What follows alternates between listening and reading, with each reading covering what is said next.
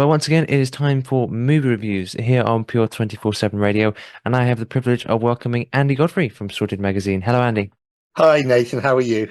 I'm very well, thank you. How are you? Yeah, it's been a busy week here in Milton Keynes, and looking forward to talking to you about movies because that's something I love to talk about, as you know. Indeed, and it is great to hear about movies. And we talked about last week, there were a few new films that were coming out. I understand you've managed to see some of those. Yeah, well, I said I would try and see five of them. I actually, due to various circumstances, only got to see three, but we can review them, and these three are all in the top 10 at the moment. And there's one that I want to particularly highlight because it's exceptionally good. Um, The bad news at number 7 in the UK chart at the moment is a film called Megalopolis. Now, this is the film we mentioned last week where the director and writer has decided that the Roman Empire basically didn't fall. We still behave in the same way today as we behaved in Roman times. And it's a film called Megalopolis. Adam Sandler stars as a guy who is an architect.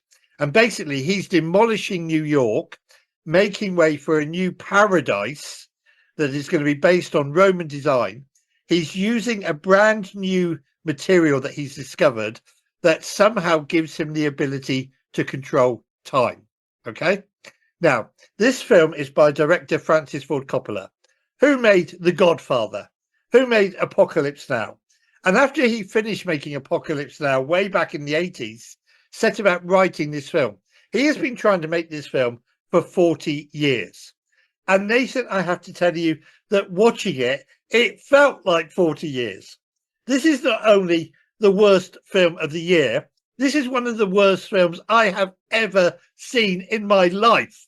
And I have seen dozens of films. 3 people walked out of the screening that I was at. I wish to goodness I had gone with them because this is boring drivel. This is absolute rubbish.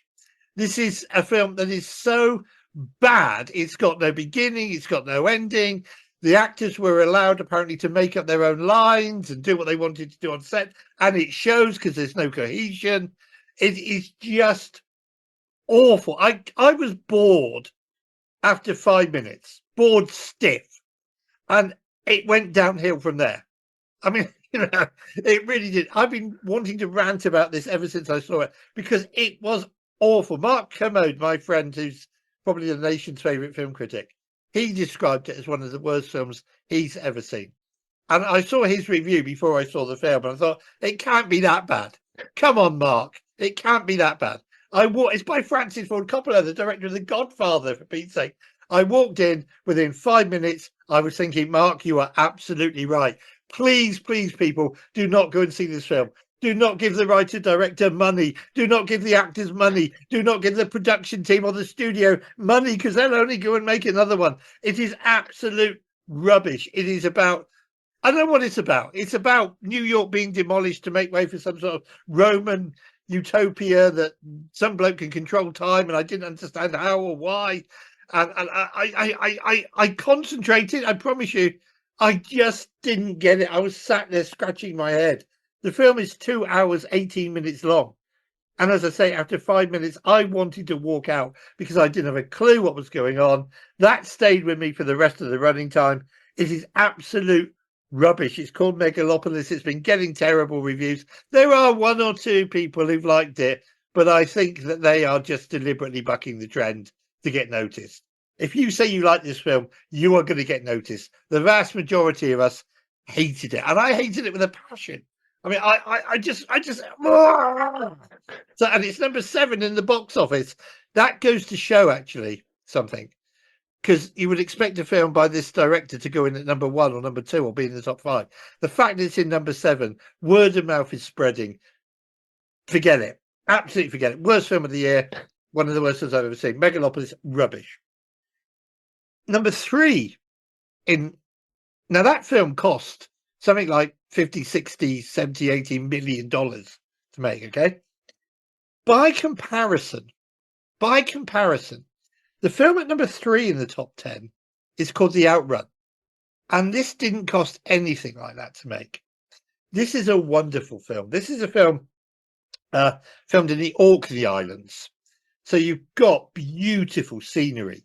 You've got waves crashing against the rocks. You've got gorgeous seascapes. You've got winter, summer, spring, all the various seasons on these Scottish islands at the top of Scotland. Saoirse Ronan plays a young girl who has left the Orkney Islands, left this close-lit rural community, gone to London to study, but in London discovered alcohol and became an alcoholic, to the extent that she has to end up going to Alcoholics Anonymous. Her boyfriend dumps her, her friends dump her. Nobody likes her anymore because she's become such a terrible person as a result of the dependence on alcohol.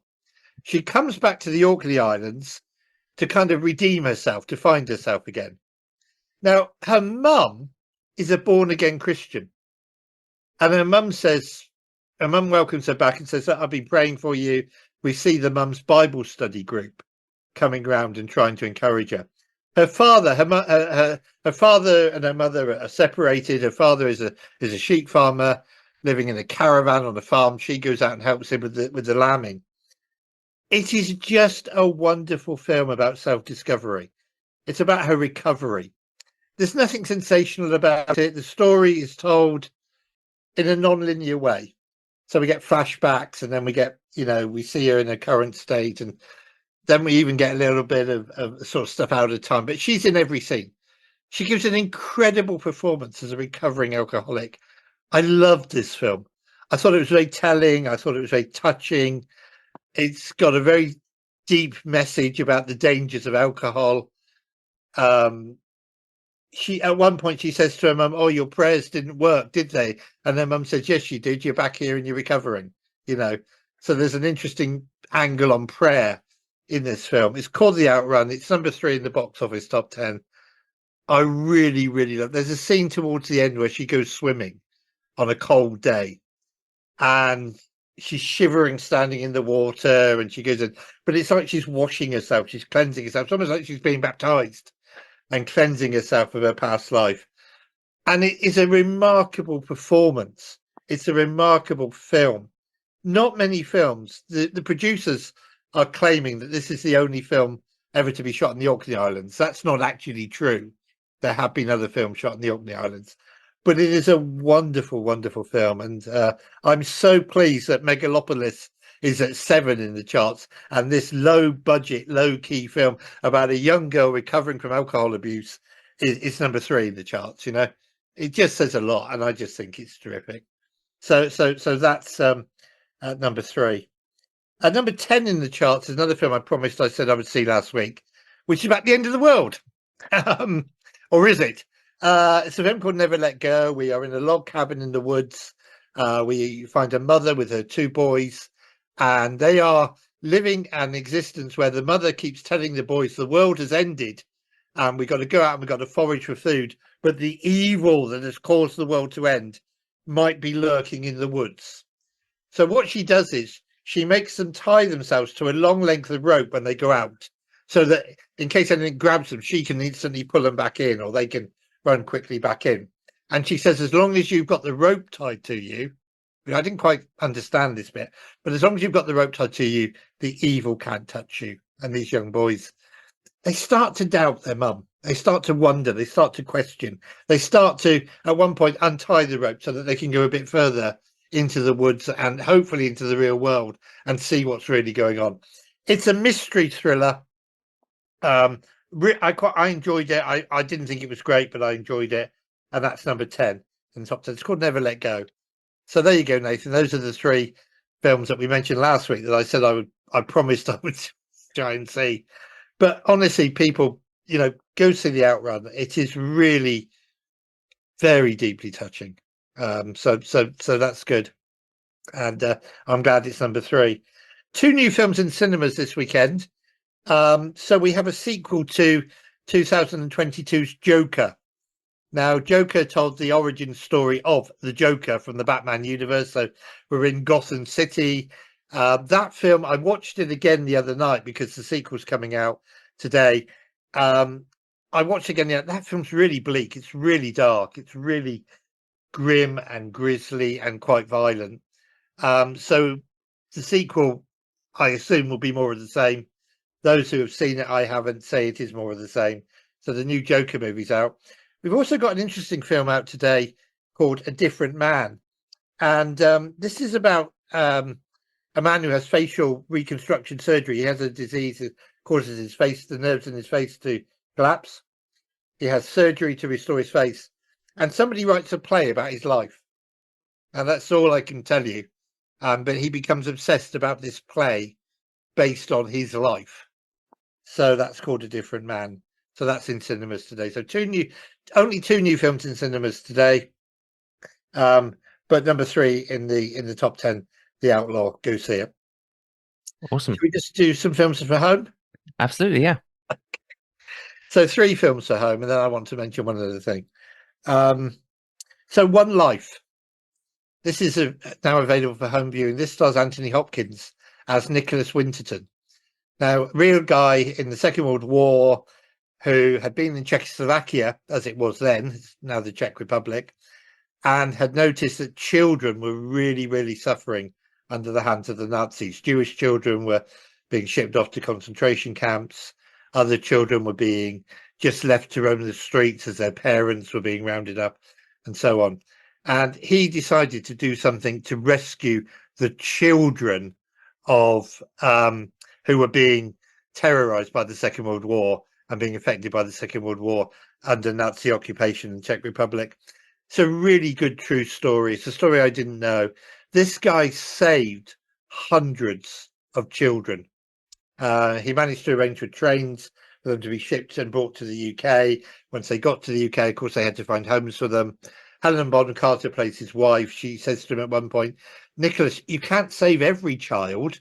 You can't save every single child in war-torn Europe. And he says, I'm going to save as many as I can. And there was a program back in the 70s that I remember well called That's Life, which sort of told stories like this. And they brought him in and he didn't know. But in the audience that day, the audience was entirely made up of children that he'd saved who were now grown up. So it's a really good film. It's called One Life. It reminded me very much of Schindler's List, for those who've seen Schindler's List. It's a similar sort of thing, but again, a true story. Another true story, in fact, all 3 at home for home viewing this week, Nathan, are true stories. And this one's on Netflix. It's called Scoop. Stars Gillian Anderson, who I met, famous, of course, for The X-Files. I had a hug with Gillian Anderson. She plays a reporter who got to interview Prince Andrew about his misdemeanors. It's quite a good film. If you're interested in news and current affairs, she did a Newsnight interview with him, this reporter. So Prince Andrew talking about his misdemeanors, and an infamous interview where he tried to admit that he hadn't done anything, but almost inadvertently admitted that he had in his body language and the way he answered the questions. That's called Scoop. That's on Netflix. Also on Netflix, film starring Bill Nighy, who again I have met. Sorry to all the name dropping. Bill Nighy plays. So every 4 years, I don't know if you know this, but a thing happens called the Homeless World Cup.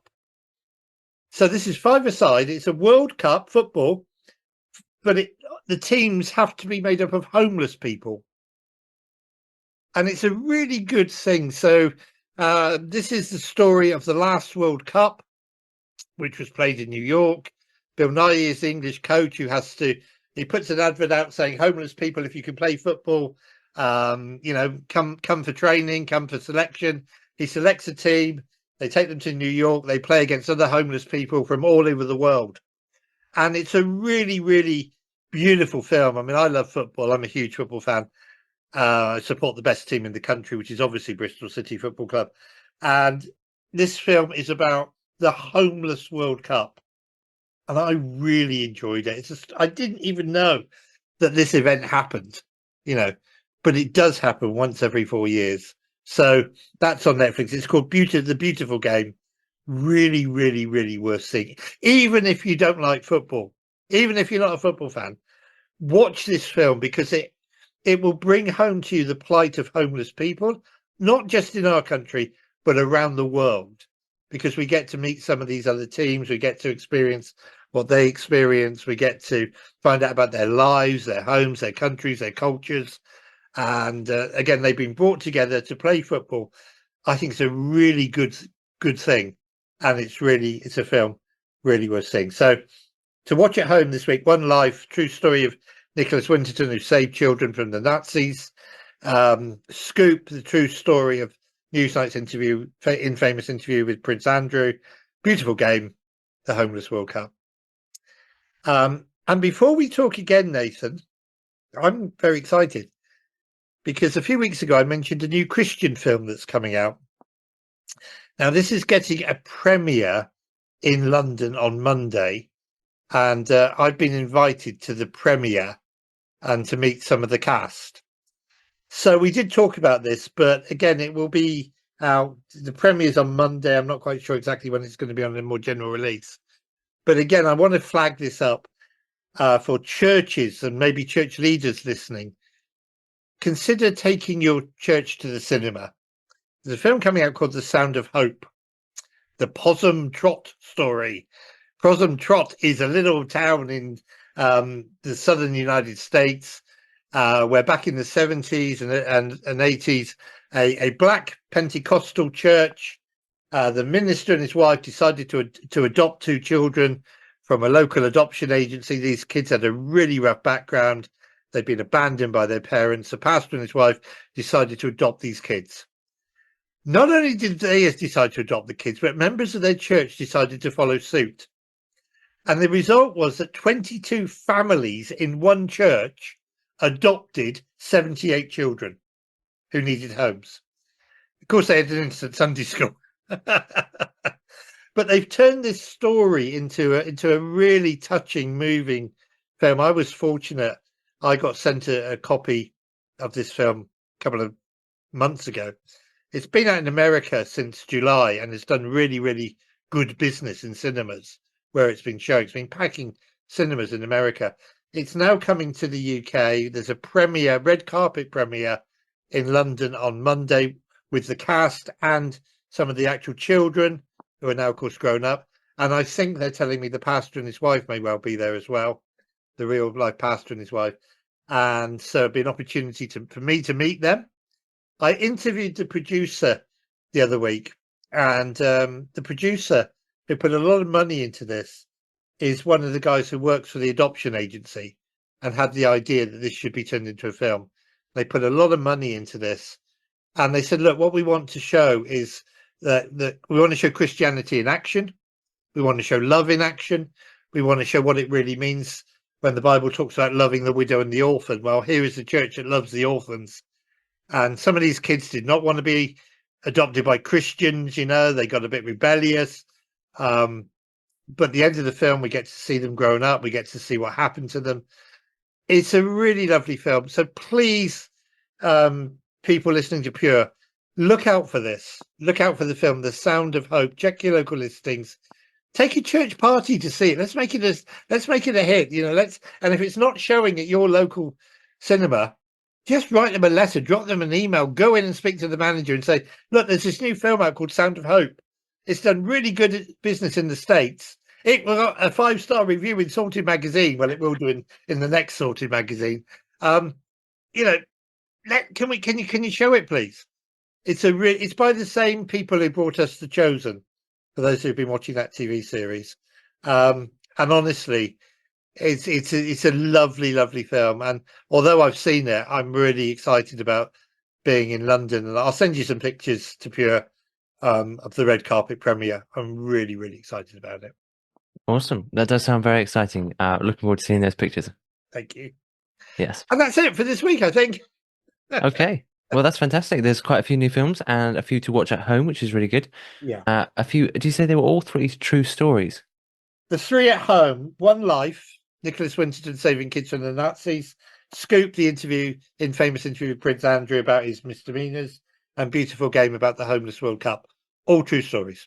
Well, I must say I've never heard about the Homeless World Cup before, so No, that does I sound. hadn't until I saw this film, and honestly, it's really, really good. Beautiful Game it's called. It's really stars Bill Nighy, and I mean anything Bill Nighy is in is worth watching. Bill Nighy is such a great actor.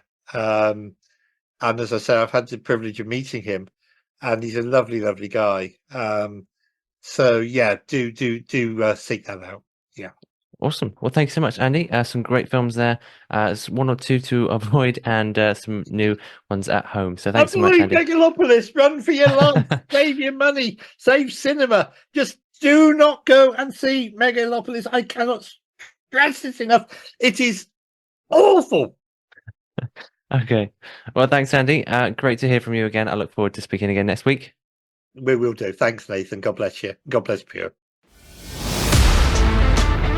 Rated 5 stars by Sorted Magazine's film critic, Pure 247 takes you behind the scenes of the birth of a global Christian radio station. Andy B will have you laughing and crying as you discover what it takes to create ministry that matters in this inspiring tale of perseverance, honesty, and vulnerability.